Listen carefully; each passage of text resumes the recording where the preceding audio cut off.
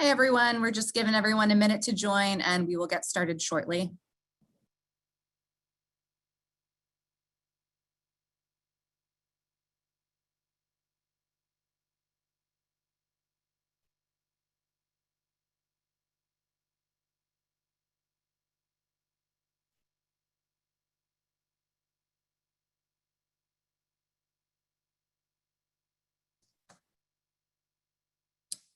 Okay, good afternoon and welcome to today's program, Labor Law in 2021 and Beyond, Trends and Impacts for Employers. At this time, I'd like to introduce our speakers, Jim Anelli, John Baker, Robert Pettigrew, and Jeffrey Stewart. Jim is a partner and has more than 30 years experience handling a wide range of labor and employment matters. He focuses his practice on guiding employers in addressing employment benefit matters, defending employment discrimination claims, negotiating executive employment agreements, and advising on related plan design and tax issues for public and private entities. John Baker is counsel and has more than 30 years experience in labor management relations and has been responsible for enhancing the legal well-being of White & Williams labor clients. He has shepherded management through virtually every conceivable labor issue, including mass picketing, political pressure, unfair labor practice charges, representation and unit clarification issues, grievances, arbitration, collective bargaining, and contract administration. Rob is counsel and represents public and private sector employers and management in all aspects of employment litigation and alternative dispute resolution. He has experience handling matters related to restrictive covenants, orders to show cause, class actions, union organization and arbitration, harassment, retaliation, discrimination, and wage and hour claims. Jeff is counsel and focuses his practice on labor and employment matters. He represents businesses, governmental, and not-for-profit employers in all phases of labor and employment matters. Jeff defends employment actions related to workplace discrimination and harassment, wrongful termination, wage and hour disputes, and whistleblower claims. He also has extensive experience representing municipalities in negotiations with their police unions. As a reminder, this session is audio only, but we'd love to hear from you. If you have a question for our speakers, please send it through the Q&A tab. If we don't get to your question at the end of the program, we will be sure to follow up afterward. CLE forms will be sent to you within 1 day of this program. Please listen for a CLE code later in the program, which will be part of the form completion process. A code for SHRM credit will also be shared at the conclusion of the program. With that, over to you, Jim. Well, good afternoon, and thank you so much. Welcome, everyone. Thank you for attending. We have a great program on tap this afternoon. We are predicting a very, very busy year in the labor world for 2021. And we selected among many, many issues, 3 issues that we thought would be the trends for 2021. And as you might imagine, with the change of the administration in 2021, we are definitely rolling back to the Obama days in many areas, and we'll be talking about that. As timing would have it, yesterday the House approved the PRO Act, which is now on its way to the Senate for approval, and Jeff Stewart will talk about the PRO Act, what it means and what its chances are in terms of becoming law. Next, we'll be talking about the Trump policy rollback. There's already, as many of you know, in the labor world, been a replacement of the general counsel with the acting general counsel, and we are anticipating quite a few changes from prior years. Those of you who handled labor issues back prior to the Trump years may be familiar with some of the policies we'll be talking about today. And Rob will discuss where we are, where we're going, and what the major trends will be before the board. And last but not least, John Baker will be talking about political speech and insignias. In the labor world today, political speech, as you might imagine, is something which occurs in all workplaces, unionized and non-unionized. There are repercussions depending really for all employers, regardless of union status. And we think this is an exciting program and look forward to presenting it. So without further ado, I'll turn the program over to Jeff Stewart, who will talk about the PRO Act. Jeff? All right, well, thank you, Jim. Let's start with a bit of background, and you see the quote that we have there from now President Biden during a speech on the campaign trail back Labor Day of last year. He said, and I quote, "I will be the strongest labor president you have ever had." And he has consistently said something to that effect before he got elected, since he got elected, and now that he is in office. So we are not dealing with a neutral party when it comes to the executive branch. So, you need to kind of know that as background for some of the things we're going to be talking about. So when you look at the Biden presidency, there's really a couple of big hallmarks that you're going to see. As Jim mentioned, he has expressed support for the PRO Act, which is the Protecting the Right to Organize Act. And we can go to the next slide. Thank you. And I'm going to break down kind of what all is included in that, but to say that that is a sweeping potential change would be the understatement of all understatements.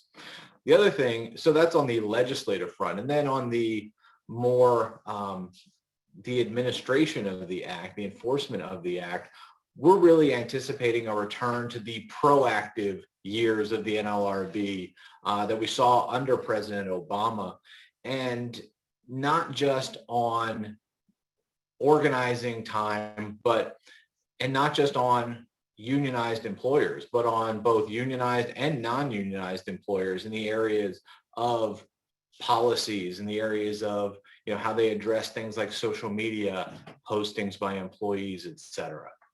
So let's talk first about the PRO Act. All right. And first off, what is it? Well, the good news is it's just a bill. And as we all remember from Schoolhouse Rock, a bill is not a law. It is just a bill. So it was passed last year in 2020 in the House, did not gain any traction in the Senate, and was never actually put up for a vote in the Senate. It passed literally yesterday on a basically party line vote of 225 to 206 in the House, to once again now be in the hands of the Senate. And essentially what it would do is codify a lot of pro-labor board initiatives. So right now, we had the Obama years. They made certain changes, interpretations, directives. Trump came in, reversed a number of those, and now Biden's coming in and reversing Trump's reversals. And what this would essentially do is put a lot of those things into law, making it harder for whoever the next administration is to roll them back. Okay, so that's really what the purpose of the PRO Act is.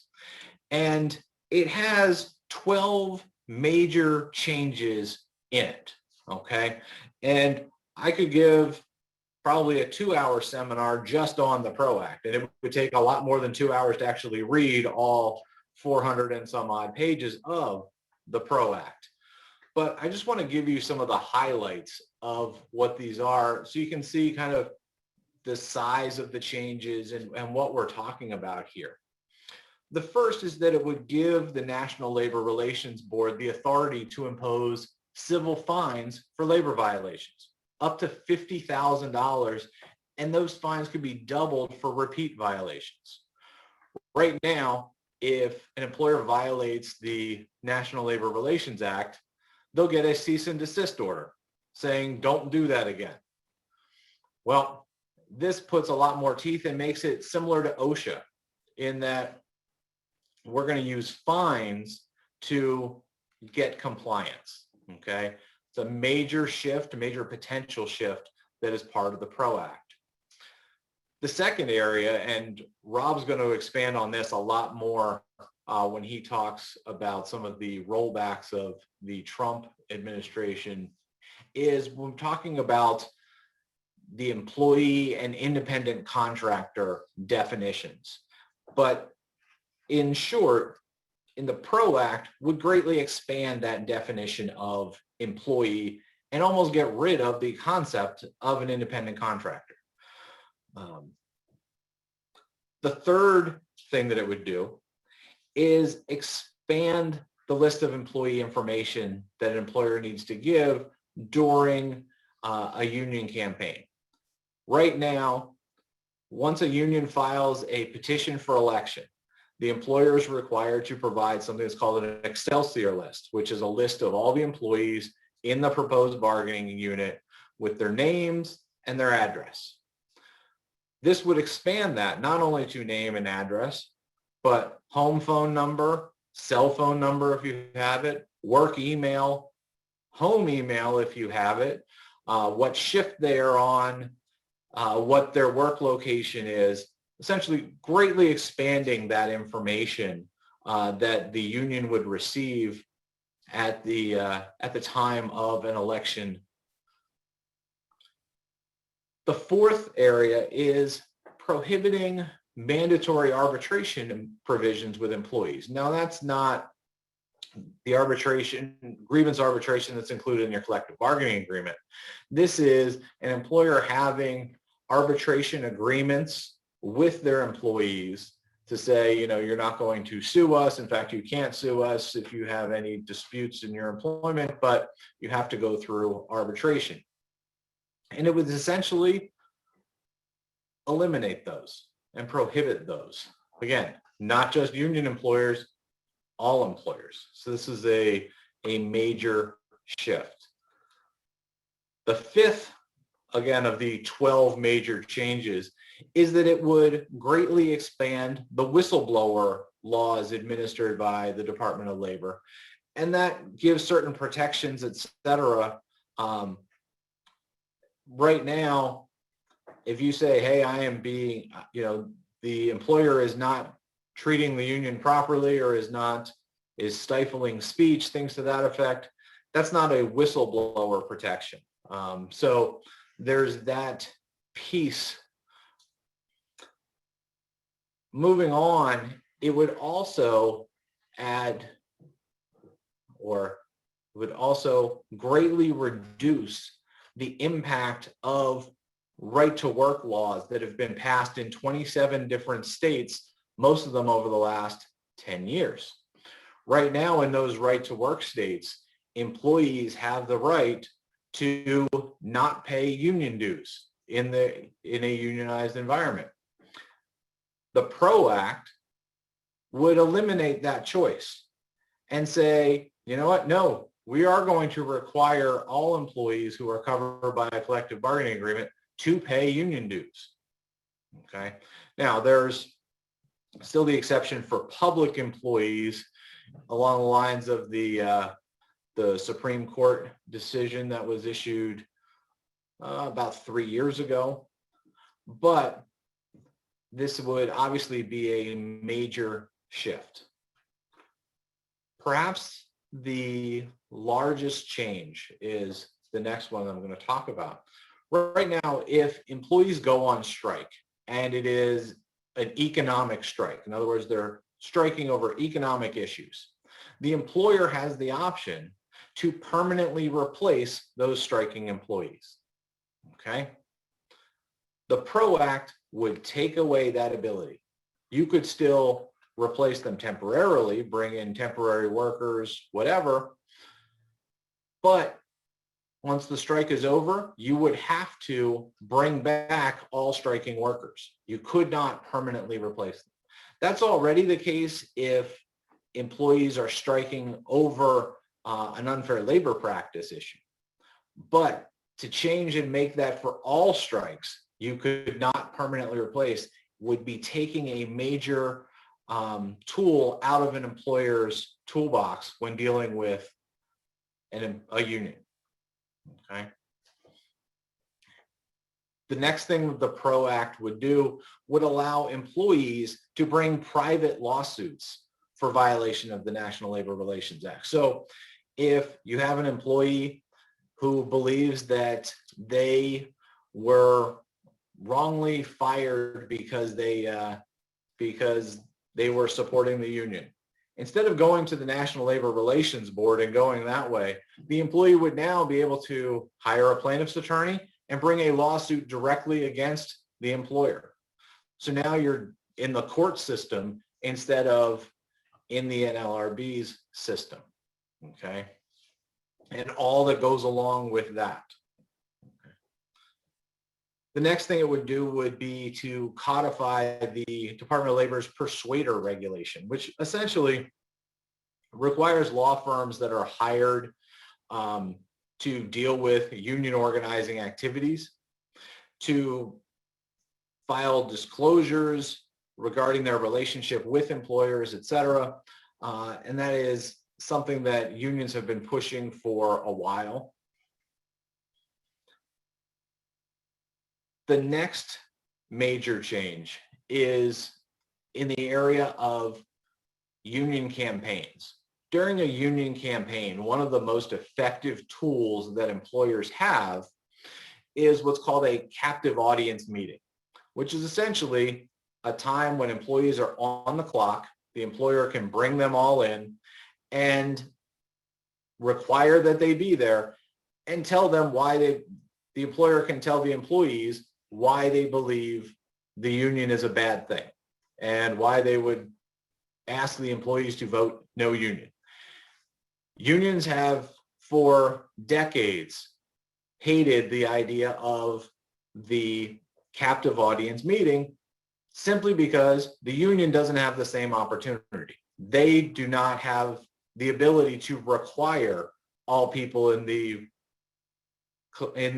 proposed bargaining unit to sit and listen to the union spiel.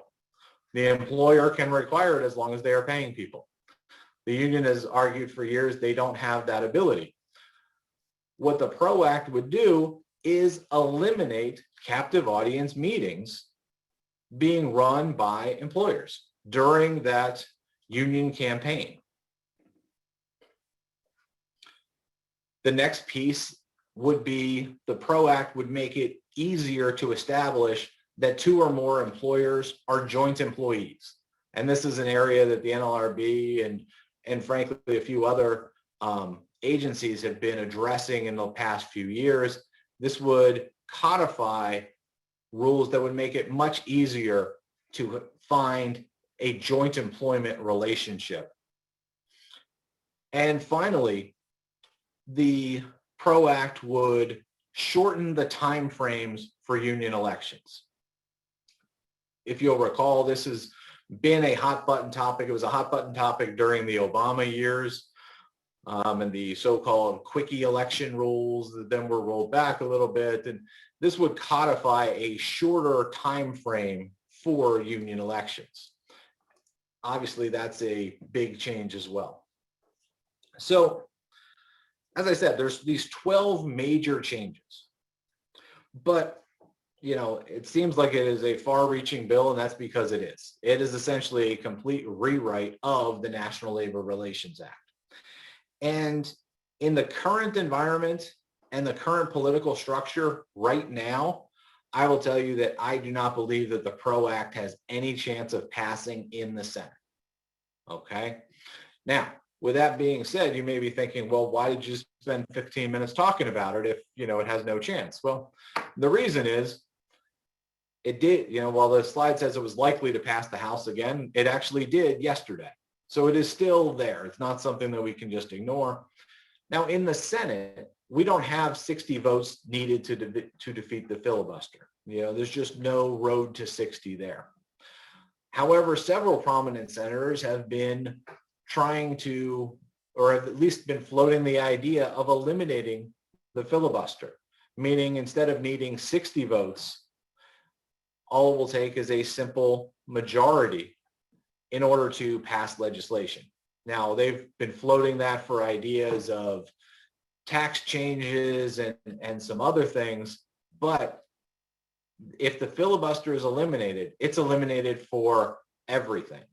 And the PRO Act is one to keep an eye on. Now, it's also very likely that pieces of the PRO Act become their own pieces of legislation. In other words, certain things are carved out to have a smaller legislation. And that I view as more likely.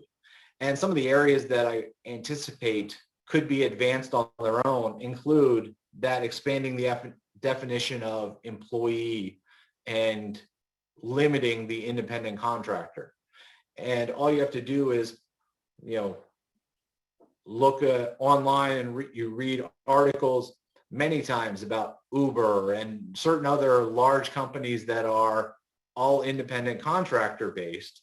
And you hear legislators, whether that be representatives or senators, Republican or Democrat, talking about, this is not what an independent contractor was designed to be. So I would not be surprised if that piece gets pulled out into a separate bill. Additionally, the fines for labor law violations, basically giving another enforcement mechanism to the NLRB is something that could pass on its own. And finally, the shortening election timelines, that is the most important for union leadership. That's the one they are pushing the most, because it's been shown over decades that the shorter the time frame is between the request for an election and the date the election actually happens, the higher the success rate for unions in those elections. So that has been the priority for union leadership. Now, away from the PRO Act, one of the other things that we see coming down the pike is a much more proactive NLRB. The NLRB under the Trump years would take issues as they came up. They were more proactive in overturning Obama year things, but not necessarily proactive in looking for disputes. What we really anticipate is a return to a level of activism that we saw under the Obama years, specifically in areas like workplace policies and handbooks and social media postings. And those, it's important to note, were not directed towards just unionized employers, but all employers, okay? So, of policies and handbooks, the Obama era NLRB attacked and criticized many workplace policies that were deemed, rather innocuous, whether it be a basic at-will policy that the employer had, and eventually they issued guidance as to what was deemed acceptable in the handbook. But most of the policies that they found issue with focused on whether there was any reading that could be given that it stifled protected concerted activity. So now is the time, before the NLRB really ramps up, that you should be having your handbook reviewed, checked. It is something that we always recommend every couple of years should be looked at, and this would be a prime reason to do so. The other area where the NLRB has been proactive in the past is in the social media area. The NLRB kind of filled the vacuum because there was no agency that was taking up social media issues. And it's really not surprising. It's a rather new issue when you figure that social media only started really in the early 2000s, even though it is a staple of today. When President Obama was elected in 2008, no one had really taken the lead. And it ended up the NLRB was the agency that took up the flag and ran with it, dealing with complaints of employees saying that they were disciplined or terminated as a result of a social media posting. And normally it would be employee posts something on social media, a coworker who's also a friend ends up liking the post, the original poster gets fired, and the question would be whether that termination was as a result of protected concerted activity, because we had 2 or more employees who were talking about usually some work-related issue. And if that's the case, it could be read to be protected concerted activity. So during the Obama administration, because there had been no guidance prior to that, the NLRB actually issued 3 separate memos trying to outline the guidelines for social media. And they did not issue a particular policy, but instead said, this is how we ruled on a whole bunch of different cases. In fact, 35 to be exact. And that left employers hesitant to take action because it was unclear what their policy should be, et cetera. And this is the kind of activism that, frankly, we expect to return, where decisions will be made and it will be up to the employer to kind of interpret how the board would rule going forward instead of very clear guidance. So it's an area to keep an eye out for. So with that, I think Lauren has a CLE code to give everyone, then Rob will take over. Yes, thank you, Jeff. CLE forms will be emailed to everyone following this program, and the code on your screen will need to be entered and returned. So please copy it down. The code is 21-HG6PT. And we will share this again at the end of the program, but please make a note if you can. And with that, I will turn it over to Rob. Thank you. You can switch to the next slide. So we just heard from Jeff about some pretty far-reaching legislation that's coming down the pipe. So let's switch gears a little bit and talk more about the administrative side of things, which is the National Labor Relations Board. This is really where the proverbial labor sausage gets made. This is where labor law comes from. Currently, we have a Republican majority. And so to back up a bit, there are 5 members on a fully constituent board. Each member is appointed to a 5-year term. Each year, one of those terms expires. So currently, we have 3 members that were appointed by Republicans and 1 member that was appointed by Democrats. So there is a 3-to-1 majority currently on the board with 1 vacancy. That, however, has not stopped President Biden from creating a bit of a stir over at the board.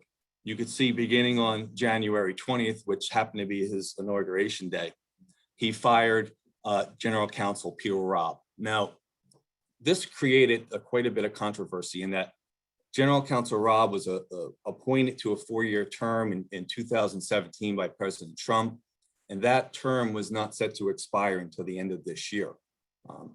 First, President Biden had requested that Robb resign. Robb refused, and his termination soon there followed. This was the first time in 70 years that we saw a general counsel either fired or be forced out, which has created some interesting and novel legal issues, which are already pending before the board. I'm aware of 2 cases already that have taken the position that because the former general counsel's termination was unlawful, the acting general counsel is without authority to proceed in their particular cases. So we have to wait and see how the board handles this. It's very interesting. There are actually some strong arguments on both sides here. So we go ahead 5 days later to the 25th, and President Biden appoints Peter Orr as the acting general counsel. Peter Orr is a career board attorney out of the Chicago office. I think it's fair to say that he's a staunch advocate of union rights. He is in the camp that believes that the board and also the act exist primarily to facilitate and promote unionization within the workplace. And you can see that thus far he's fulfilling that promise. You may not have heard of Orr, but you may have heard of a landmark decision that he made in 2014. There were a group of football players from Northwestern University that filed a petition to be certified as a union. It was an very interesting issue. At the time, there had been a lot of chatter as to whether, and still is, whether college athletes should be compensated by their universities. So the timing was good. Well, or stun the sports world and perhaps even the business world by finding that the football players who had received financial aid scholarships from their university were actually employees under the act, which created a lot of really novel and difficult issues to resolve and how this would play out. Fortunately for the university, a unanimous board disagreed and reversed that decision. Next, 4 days later, we see Orr withdrawing a complaint that challenged a neutrality agreement between a union and employees. And this was, so when Rob began his tenure, he certainly had a list of items that were on his agenda to challenge. Neutrality agreements were one of them. These agreements typically consist of promises between the employer and an organizing union that the employer will remain neutral during the campaign in exchange for some promise or promises from the union, perhaps not to strike or publicly disparage the employer. Rob had always taken the position that this was an unlawful interference in the under board law. And with that, withdrawing this complaint, which was initiated under the prior administration, pretty much puts that issue to bed for the moment. So we see February 1st, Orr continues by withdrawing 10 different guidance memos of his predecessor. These are just internal guidance memos that the general counsel issues. And it's worth noting the general counsel really is important here because while he's independent of the board, he acts as the quarterback within the agency. He determines whether investigations are conducted, whether injunctive relief is sought, and most importantly, whether to issue a complaint, because without those complaints, the matters don't get to the board. So he really controls the flow of issues to the board. And we see some memos here. I listed a few of the issues, not all of them, but you see the employment policies, which is really the handbook rules that Jeff had mentioned, which turned into a board opinion in 2017. The ministerial aid standard in decertification cases, employee motions to intervene in unfair labor practice hearings and what that standard would be, along with a commonly asserted negligence defense by unions and DFR charges. So we see that he's already been very active. Next slide. So the following day, Orr continues, and by filing motions now before the board to drop two very high profile cases involving Scabby the rat. You see a picture of Scabby here. It's worth noting that this is probably the kindest, gentlest picture of Scabby or version of Scabby that I've ever seen. He's typically much more menacing. He could be anywhere from 6 feet to 30 feet high. Typically, the ones you see in this area on the East Coast are much more menacing. As I mentioned, you'll see some sharp teeth. You'll see blood dripping from the teeth. He won't have a suit on like he does here. Instead, he'll have some claws that are coming out at you. And this is relevant from a legal perspective too, because the issue in these cases was whether the use of Scabby ran afoul of labor law as used in secondary protests. And secondary protests are simply where you have a dispute between a union and employer, but instead of protesting the employer, the union targets a third party who it believes can exert some sort of influence over the employer. So you're bringing in a third party in doing so. Now, there are limitations in doing that. One of which is they're not allowed to strike, and they're not allowed to coercively picket, and that's really where the issue lies, particularly in the use of Scabby. What constitutes coercive picketing?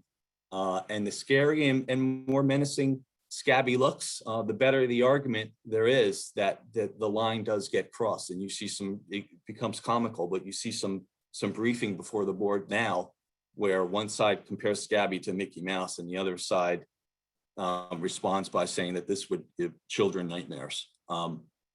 So these motions are pending before the board. The board does not have to drop these cases. It could continue on. And again, keep in mind, we have a Republican majority, so it's very possible that they do hear these cases. Following the same day, we see some operational memoranda withdrawn.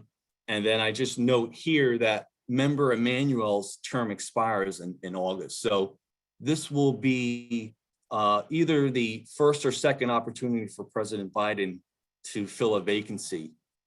If he does fill the vacancy or a vacant seat, if he does fill the current vacancy first, this would give him the majority. And it's possible, although probably unlikely, that he's going to be able to get that majority done this year, given everything that's pending and the issues he's having with his cabinet actually being confirmed. But if it's not this year, I think it's safe to say that early next year there will be a Democratic majority on the board. Next slide.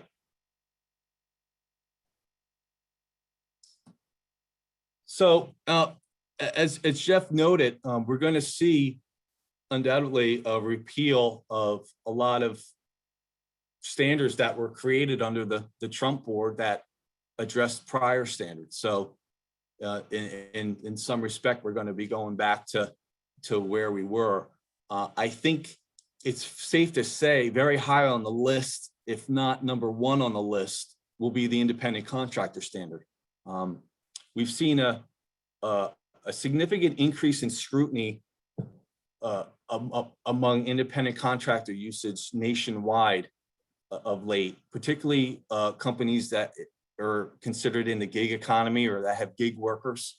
The issue is pretty much twofold. It's financial. It's that independent contractors don't pay payroll taxes, which denies states a lot of revenues. And also they're not protected by most laws that provide benefits to employees, such as workers' compensation and unemployment and things of that nature. So like most remedial legislation, the act excludes independent contractors from the definition of an employee. Now, the board historically applied a common law agency test for distinguishing between employees and independent contractors. And in this test, the emphasis was on the degree of control that an employer exerts, also in any independence of the employee. And this is probably the most employer-friendly standard, in contrast to the ABC test you see often, which is employee-friendly, and then the economic realities test, which is somewhere in between. So the board looks at roughly 10 different principles that are segregated into 3 different categories. You see, so when you think about behavioral, you ask whether or not the work is an integral part of the operations, whether the employee has any special skills.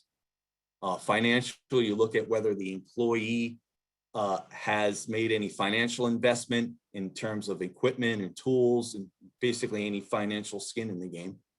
And then relationship, you look at whether it's a permanent or more indefinite arrangement, and whether, again, there's any degree or what the nature of control is between the employer and the worker.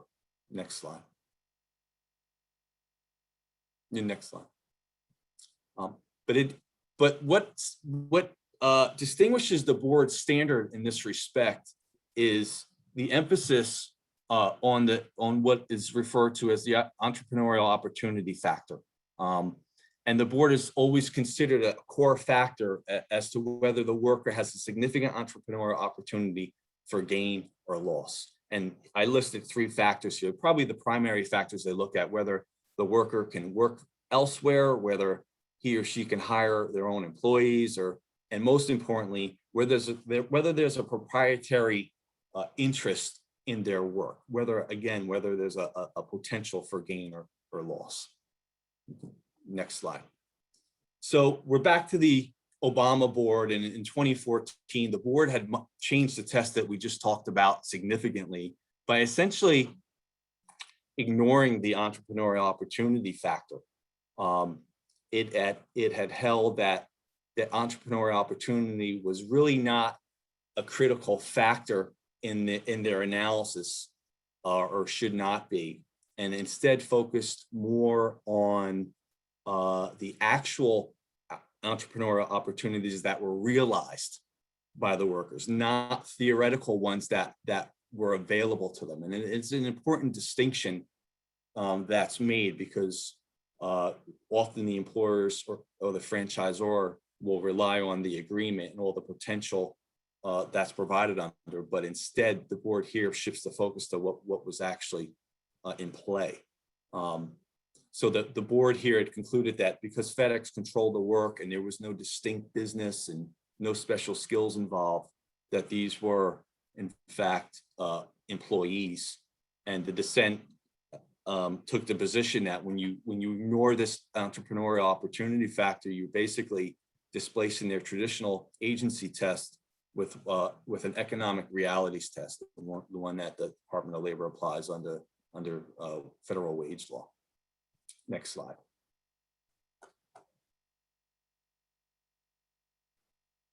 So fast forward a little bit, 2019, during the Trump administration, the board considered whether franchisees of a shared ride company that operated in Dallas-Fort Worth Airport were employees of the franchisor. These workers were required to own or lease their own vans. They were responsible for paying various access fees to both the airport and then franchise fees to the franchisor. But importantly, they did not share their customer fees with the franchisor, and they were also responsible for all of their own expenses. So here, the board in Super Shuttle rejected what it coined as FedEx's economic dependency test, as basically ignoring the importance of the entrepreneurial opportunity factor that it had traditionally and historically always relied on. The board had found here that these drivers made an initial investment in their business in the form of purchasing or leasing a van. They paid for their own gas, maintenance, tolls, the access fees. There was also an opportunity for profit or loss by these workers, in that there was no fee sharing. And most importantly, the franchise fee here was not revenue based. And that was a really important factor here, that the franchisor did not share in their profits, at least not completely. And related to this is the control that the drivers maintained over their schedules. Basically, they made as much as they wanted to. They had the ability to work when they wanted to. There were no limits placed on their days and hours, and they had no set routes. And as I mentioned, they retained their own fares, and they could even reject work if they wanted to. So the conclusion here was that basically to reverse the prior test under FedEx and again reinstitute this idea that the focus should be on the entrepreneurial opportunity, and also made a point of not looking at whether or not the worker was providing services as part of an independent business, which is part of that ABC test that we see. And it's a very difficult factor for employers to overcome. So they made a point of attacking that as well. There was a scathing dissent, which basically, in a nutshell, held or took the position that these drivers were not really independent in a meaningful way. They couldn't work elsewhere. They had very little economic opportunity because they couldn't negotiate terms, and essentially just disagreed that this factor was at the core of the board's test. Next slide.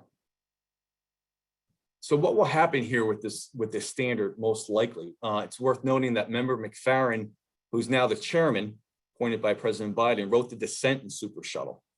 It's also worth noting that Judge Garland when he was at the DC Circuit Court of Appeals in a case that came up with FedEx, had wrote the dissent in that case as well that mirrored the dissent here. So you could see where the Biden and in all likelihood will be confirmed next week as the new Attorney General. So you could see basically where the administration is lining up on this issue, not to mention that the Department of Labor is putting its own new independent contractor rule out that's, I think, going to be effective in May of this year.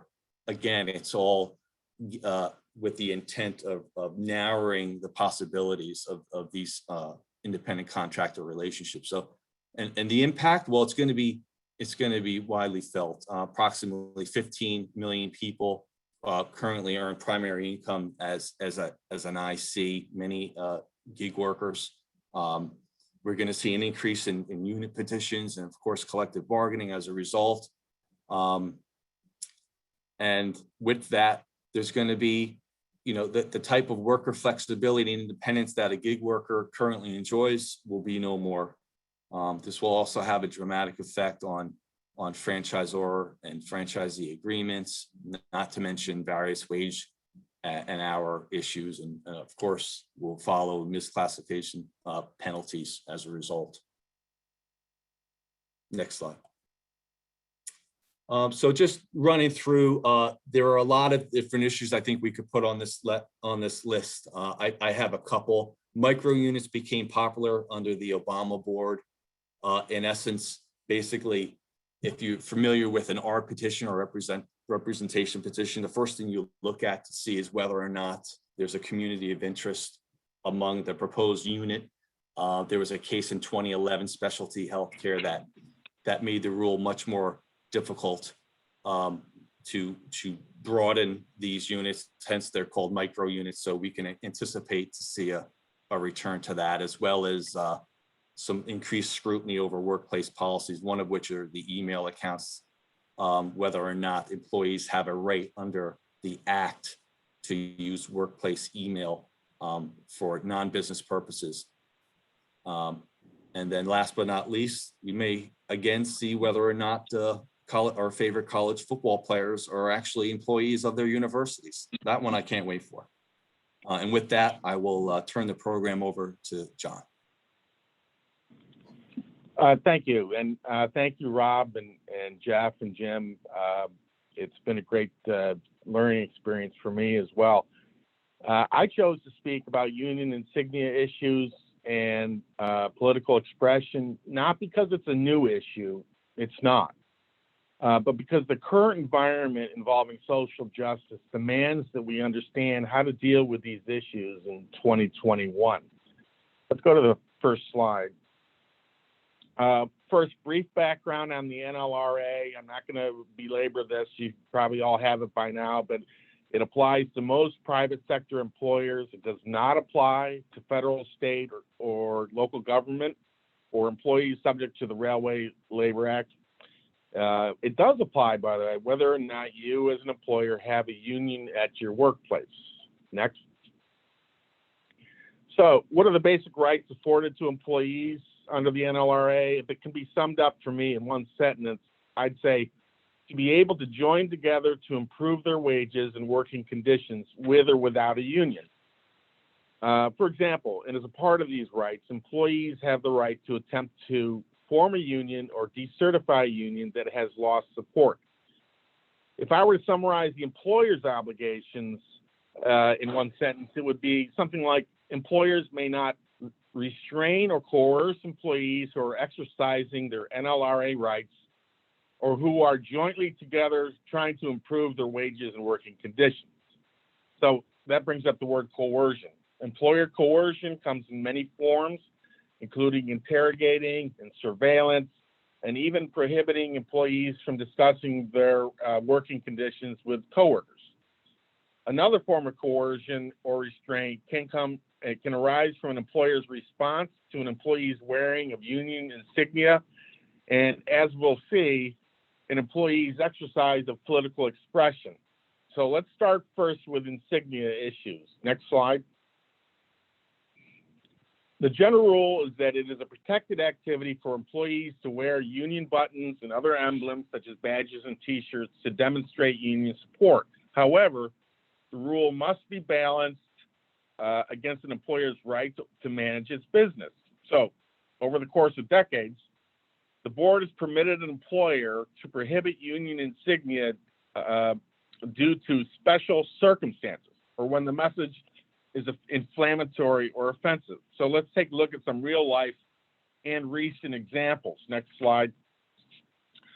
Indiana Bell, February 2021, Indiana Bell employed technicians represented by the Communication Workers of America to install high-speed internet at people's homes. The company had a mandatory dress code that required employees to wear branded apparel.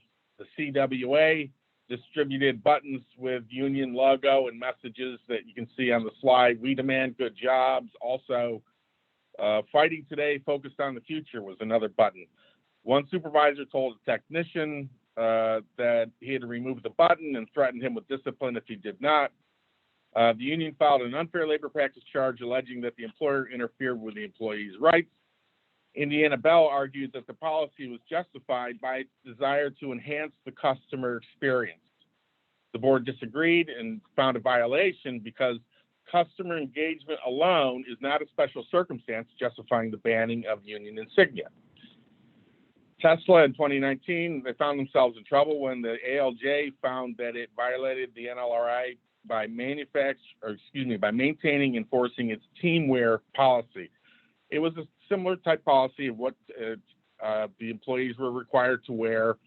They were prohibited from wearing any clothing or any union logo or any union button or badge. The ALJ found that there were no special circumstances involving customer engagement or safety that the union logo wasn't otherwise offensive. Therefore, there was a violation of the act. And by the way, as an aside, the NLRB has called for briefs on this issue. So if anyone who's listening wants to discuss their views on this, they're more than welcome to file a brief on this. The takeaway from these and other recent insignia cases is that employers should not impose broad bans on union insignia unless there are special circumstances.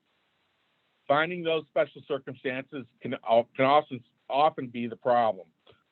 The special circumstances that have been recognized are ones where employee safety is jeopardized or employee dissension can be exacerbated. So, speaking of exacerbating employee dissension, we have to consider the growing concern of political expression in the workplace as an offshoot of this insignia issue and how it fits in what we've been talking about. So let me start with a recent survey from the SHRM that said that 44% of HR professionals report intensified political volatility at the workplace in 2020, as opposed to just 26% in 2019. Concerns about political expressions by employees is that it can polarize colleagues, alienate customers, reduce productivity. And I start with an example of Whole Foods in Philadelphia. During the police brutality protests in Philadelphia last summer, Whole Foods donated food to members of the police department. Several employees of Whole Foods showed up at the store wearing Black Lives Matter shirts, masks, and pins to raise the store's awareness over racial inequality. These employees were sent home.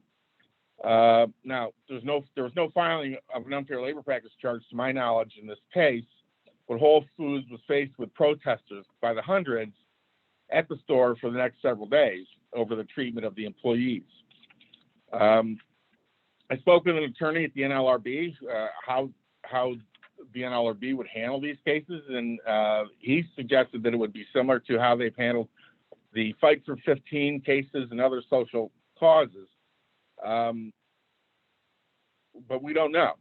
We have to wait and see. As Jeff and as Rob have pointed out, we don't know where the board's going to go with this.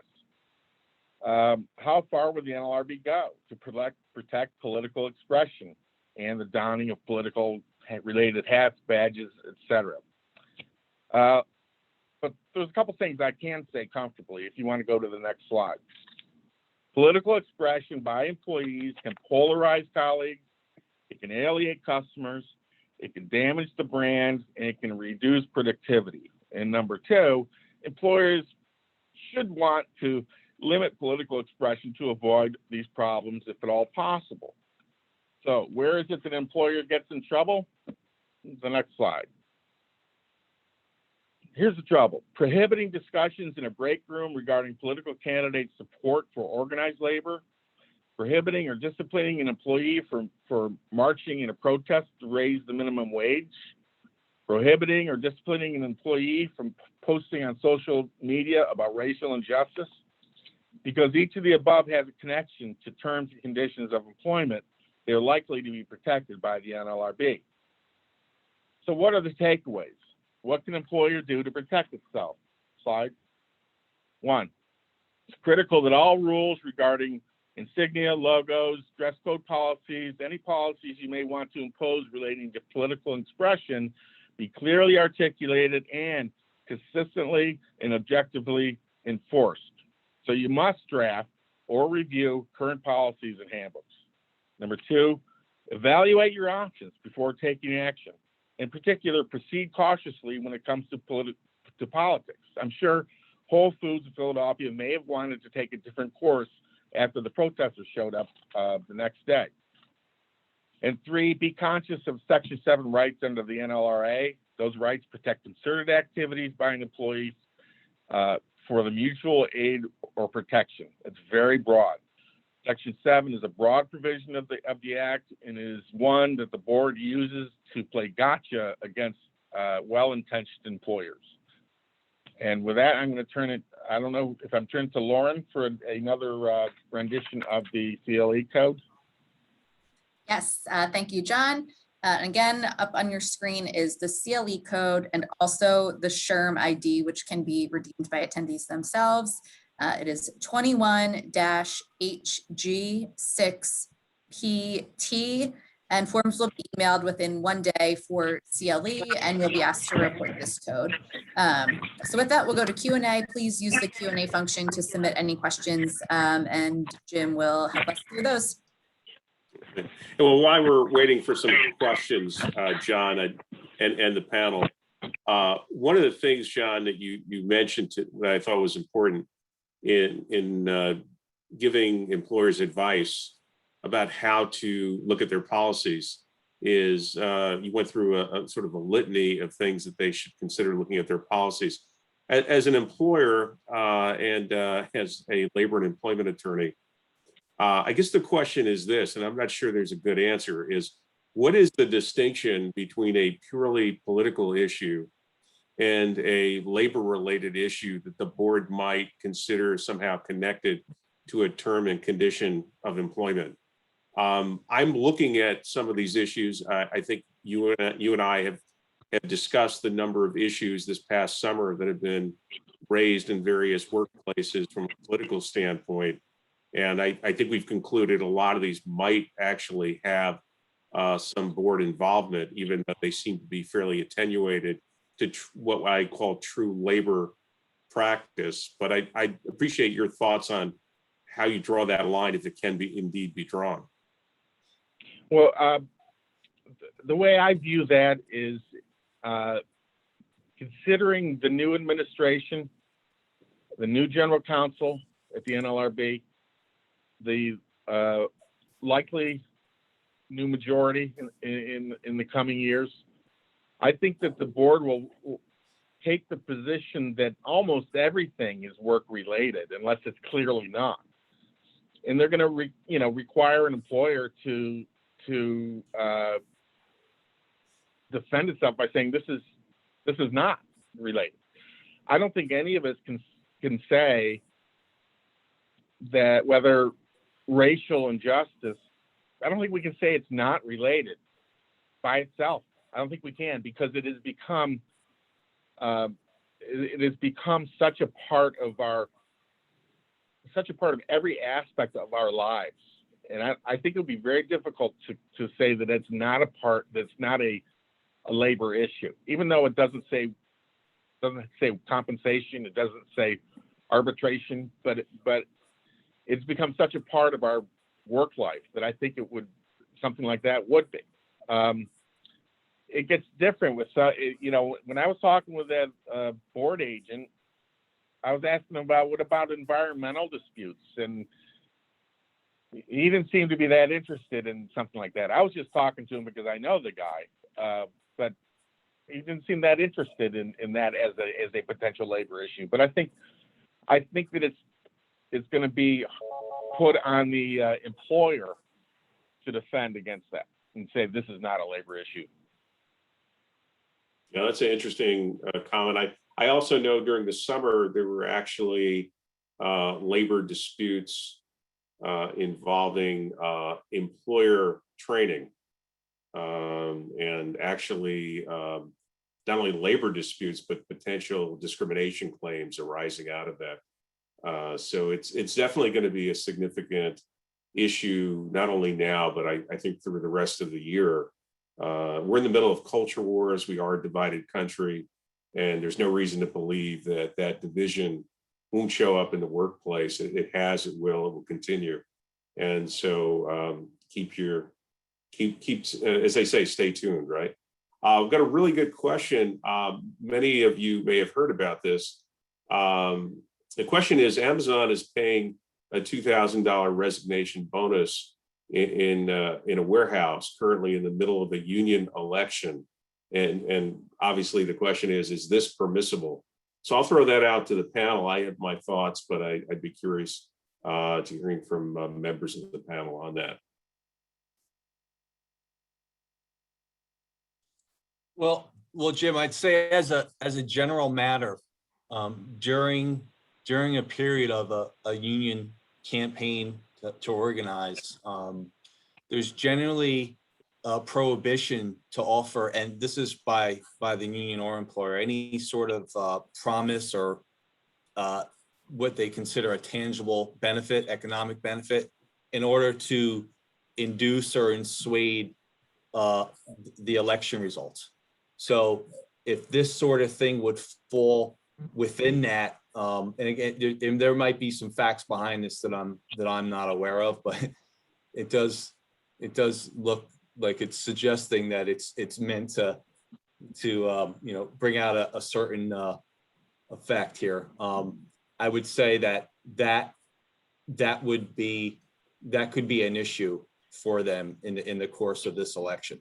In terms of we've actually had those issues before, Rob, and I was thinking the same thing. I guess the question that I have is this something that's relatively standard in that location where, for business purposes, it was for example, a long-standing or at least a policy that was in place before the beginning of the election notice, or was it something which was just put in place, concurrently with the attempt to unionize the warehouse? So I think timing is important. I think intent is important. I think the employer's explanation of the business policy, there could be a business policy underlying the decision to do that. But again, I agree with your assessment that it is a bit of an uphill discussion with the board, but it's not an insurmountable one, depending upon the facts. I agree with that. Yeah. I see comments. That's funny. Are there any further questions that anyone has today? Why don't we give people a minute to submit a question? And I'll just thank you all for attending. And by the way, the program is being recorded today, so that if anyone wants to hear it again or someone is certainly available. In addition, we can make the PowerPoint deck available to attendees. Just let us know if you would like a copy. or perhaps we'll be sending it out. But either way, it is available. So not seeing any further, what? Wait a minute. We have, I'm not sure if it's a question or a comment. Okay. Thank you for that request. We certainly make it available to you. Again, thank you all for attending, and good luck with labor issues in 2021. Stay tuned. Again, thanks, and have a great day. Bye-bye. Thank you.